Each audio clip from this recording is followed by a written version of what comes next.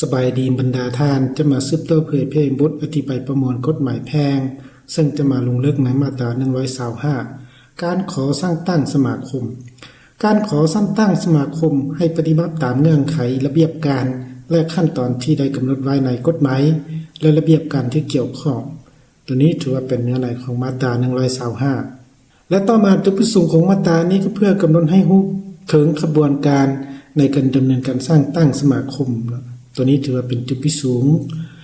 และตัวอย่างก็ประธานบริษัทอสังหาริมทรัพย์ขอมีจุดประสงค์สร้างตั้งสมาคมช่วยเหลือคนพิการ